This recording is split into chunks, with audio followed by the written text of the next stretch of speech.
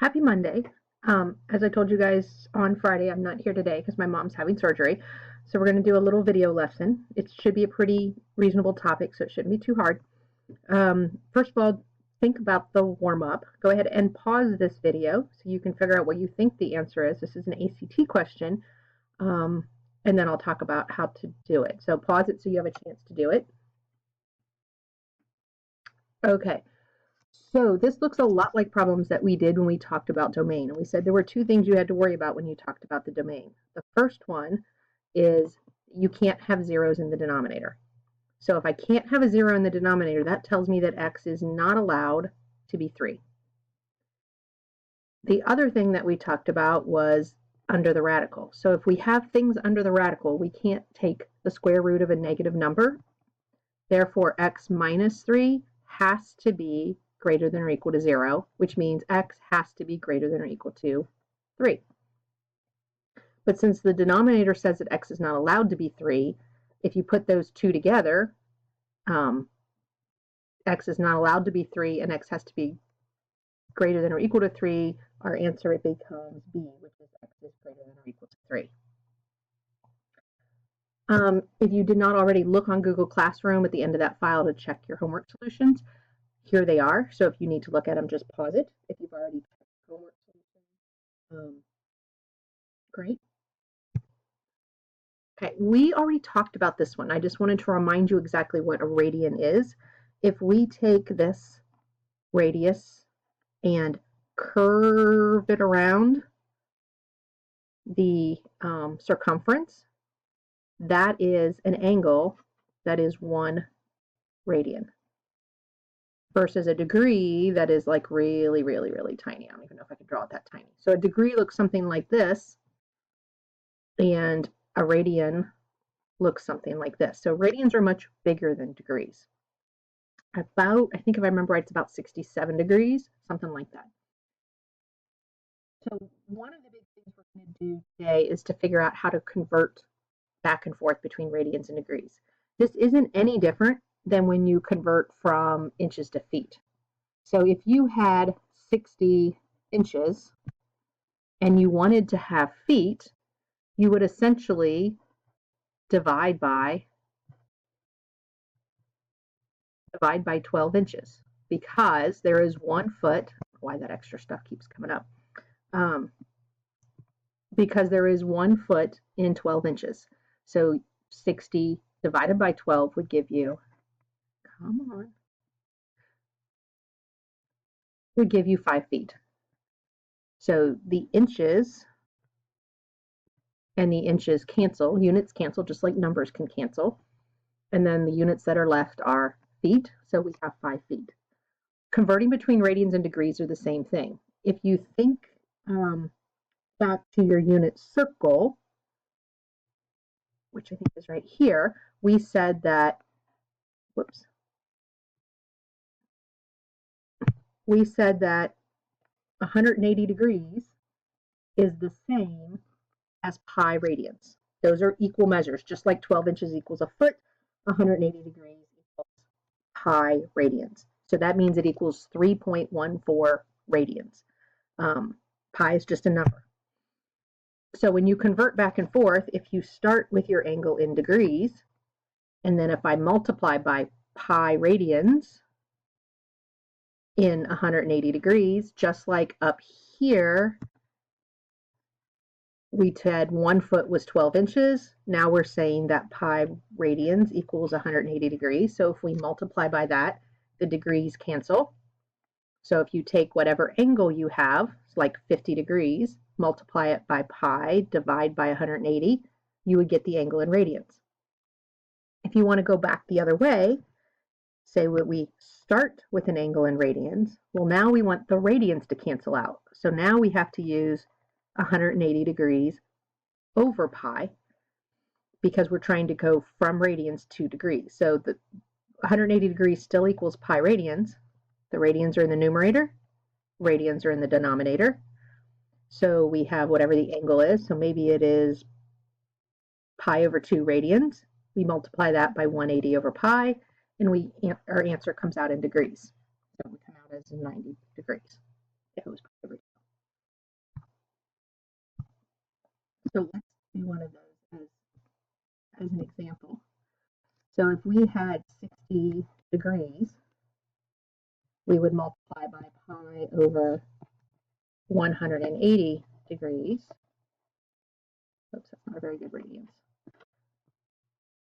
So we would get 60 pi, multiply the numerators, multiply the denominators.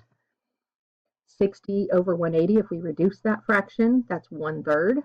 So we end up with pi over 3 radians. And yes, you should leave it in terms of pi. You shouldn't just type it into a calculator and get 4.13 degrees or whatever the heck it is, 4.13 radians. Example going the other way, if I had pi over 2 radians,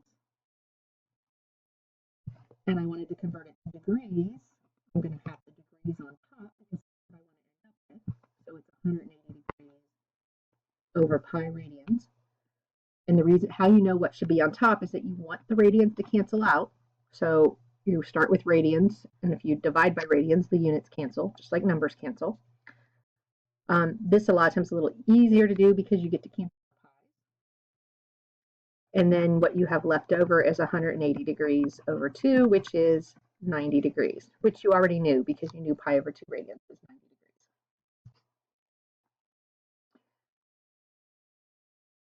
Okay, when we measure angles, there's an initial side and there's a terminal side. Terminal means ending point. You can think of like diseases that are terminal. It's the end of somebody's life. Terminal means ending point. Whoops. So the initial side is where you start. So if I start here, the 0 degrees is my initial. And if I end here, this is my terminal. Sorry, this pen does not work well on here, but I don't have any other choices. My terminal side. And it decided not to be doing that. There we go, terminal side. So your initial side is your starting point. The terminal side is your ending point. Standard position just means that you always start at 0 degrees. Initial side is on the positive x-axis. So standard side, standard position is we measure all angles from 0 degrees. Positive angles are always measured counterclockwise, so that's kind of how you set up your unit circle. If you have a negative angle, and we talked about that a little bit, it would go the other way. This would be a negative angle. So if you're going clockwise, it's a negative angle. If you're going counterclockwise, it's positive. I know that seems backwards, but it's pretty standard that counterclockwise stuff is always positive. I don't know why.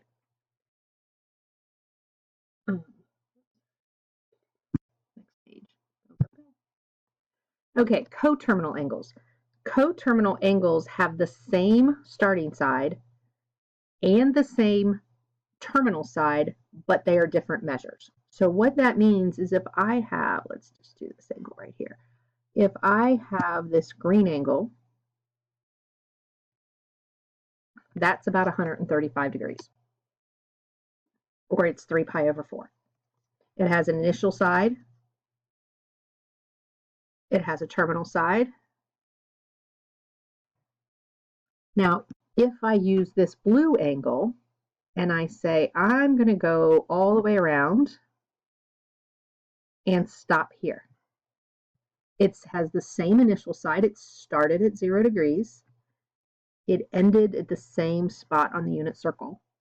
But the measure of that angle is 360 because we went all the way around plus 135. So if we add that together, we get 495. And I could go around multiple times, as many times as I wanted. If I went around 2 times,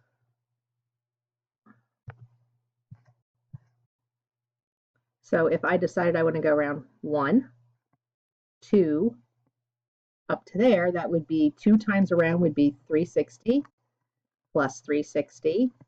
And then I went another 90, so I went 2 whole circles plus 90 degrees. So that's 720 plus 90, that's 810 degrees. Stop. See if I can Somehow I decided it wanted to do. Who knows what it wanted to do. Anyway, that would be 810 degrees. You could also do that in radians. One whole circle is 2 pi. The second whole circle is 2 pi. And the third one is pi over 2. So if I add those all together, I get 4 pi plus pi over 2. So the easiest way to think about this, if I ran myself out of room, is to get them all in the same unit. So 2 pi is 4 pi over 2. This 2 pi is 4 pi over 2. And this is 1 pi over 2. So altogether we have 9 pi over 2. So the key here when you're trying to add those angles that are in radians is to whichever one has the bigger denominator, make them all have common denominators, and then it's easy to kind of add the pieces together. Formulaically, this little funky looking A is called alpha, just a Greek letter. It's basically saying that if I was looking at this 90-degree angle, it's 90 degrees plus 360 times the number of complete circles.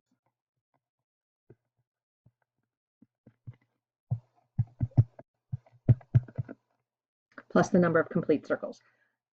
The one above it, this is the same thing but in radians. So a complete circle in radians is 2 pi. So you have 2 pi for every complete circle. We did 2 pi plus 2 pi because we had 2 complete circles, plus the pi over 2, which would be the simplest angle, the smallest one. Okay, that is basically everything with coterminal angles and radians. You guys can go ahead and get started on your homework. Feel free to work together and talk about it. So see how much you're going to have to draw some angles. You're going to have to figure out what some measures are angles. So just remember that every time you go around the circle, it's like 360 plus whatever it is. If I go in the negative direction, this would be 360, 720, 810, because I added another 90 on it. So just get used to kind of the idea of drawing angles in radians and drawing angles in degrees. Your answers should be in fraction form. Okay, don't convert everything to decimals. These angles generally are all given in fractional pi. So 5 pi over 4 or 10 pi over 4 or 10 pi over 2. Don't turn them all into, you don't have decimals with the pi there. If you have one other thing while I'm thinking about it, if you have an angle that is 5 radians, radians don't have to have a pi in there. Pi is just a shortcut that we use to not write 3.14 and make our angles be so they're rational numbers. Because all of your main angles in your circle, your 30, 60, all of those, if they're in pi, then they're rational numbers. If you have an angle that's 5 radians, converting it to degrees is the same as you would even if it doesn't have a pi.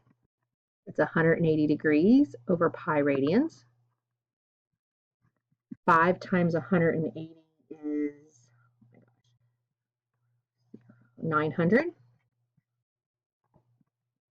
The radians cancel, so your answer is 900 over pi degrees. So if you turn that into, you don't need to turn it into decimal, but if you did, it's just 900 divided by 3.14. So about 200 and something degrees. So don't get freaked out if it's in radians. That doesn't mean it has to have a pi. The units tell you whether you're talking about radians or whether you're talking about degrees. You frequently see pi's in radians. Okay, hope you have a great day, and I will see you tomorrow, and you guys can get started on your homework and then probably have no homework tonight. Enjoy. Bye.